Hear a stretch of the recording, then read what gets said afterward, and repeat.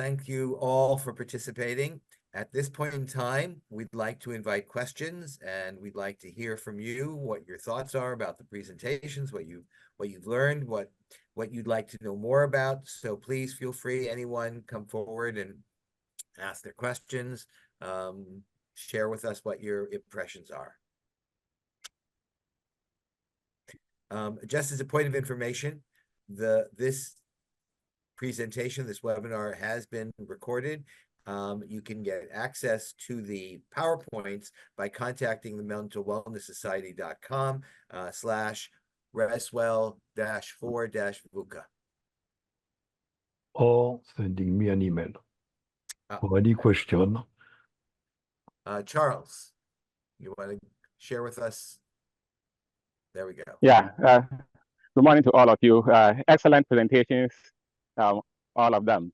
To Dr. Leisman, one of the points you made with regard to viviparity was interesting, because I was wondering if viviparity, as opposed to ovoviviparity, for example, whereby animals will give birth by a mediating process, which is laying eggs, which then becomes externalized from the mother, and therefore would not have those mutual experiences, I guess the stimuli response by way of hormones and the interactions.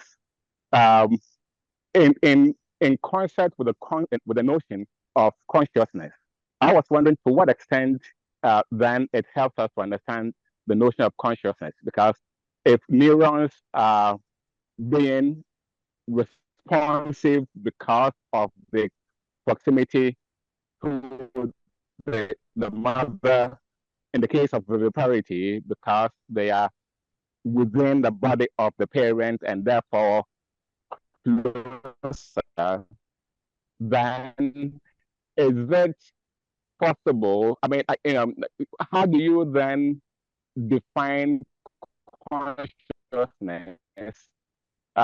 Because that proximity potentially is playing a role in the, and therefore I suppose stress responses and whatnot, or resilience for that matter. I'm not sure I quite understood your question, so I'm going to repeat it and see if I'm correct. Are you actually referring or asking about the nature of consciousness and how that relates to bonding during fetal development?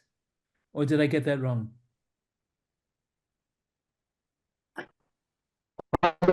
I think we are in a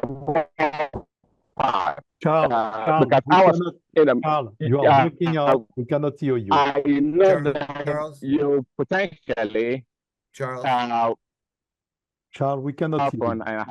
The sound is very bad, Charles, and you're we cannot coming hear in you. and out. I'm sorry, we really can't But understand. you can email me the question you have, and Dr. Leitman will answer you. Put it in chat. What I can do, I mean, if I'll get back later. Yeah, I'll try and get back later. Thank you. What I can do, if I understood the question correctly, which I may not have, is we're talking about when the capacity for, let's call it resilience, has the capacity to develop. And if your question is it prepartum? The answer is categorically yes. And there's a reason for it. So I may be off on a track, and my wife had given me a problem once upon a time when I spent 15 minutes answering the wrong question and told me I needed to get hearing aids, which I now have.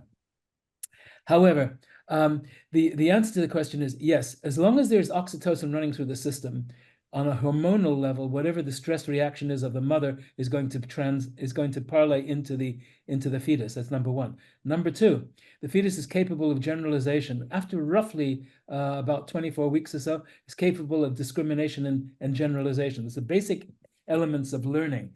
So learning is not necessarily a positive thing. I mean, it can be a negative thing as well. So you can learn the same reactivity to negative responses in utero as you can postpartum. So there's that piece of it as well. The third element, which may have something to do with the question, which I really didn't hear clearly, is the issue of consciousness. And there's an interesting piece of fetal development. It's called the subplate. There isn't much written on it, but it's part of the developing brain of the fetus. And what we can say about that, the development of the subplate, is that the fetus, one of the definitions of consciousness, there may be 70, 80 definitions of it, and it's not really an objective term. So therefore, it's very difficult to study. But if we define consciousness as being both awake and aware, and we each of us winds up on different aspects of this continuum, what we can say is that the fetus spends all of its time asleep, but it's a fetal kind of sleep, which renders the fetus different than a preterm infant.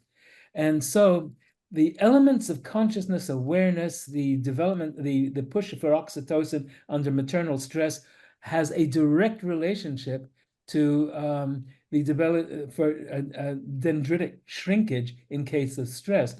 So there is the bonding relationship, both positive and negative, between mother and child from, I would say, the beginning of the third trimester of pregnancy. I may not have answered the question, but I think that's what we were talking about. Well, I think you have. I think you have, because now you have made a distinction between the concept of resilience, which can be an interplay, or at least in part, an interplay between parent and child by way of some kind of hormonal exchanges, and consciousness itself, which may be a part of the subplate. Yes, correct. Okay. Thank you. Okay. Thank you, All right. Thank you very much. Any other questions? Anyone else? It is now 11:30. If anyone has any questions or any interest in learning more about the presentations you've heard, please feel free to contact us at these addresses, or directly to Dr. Meyer at bestmindsassociates.com.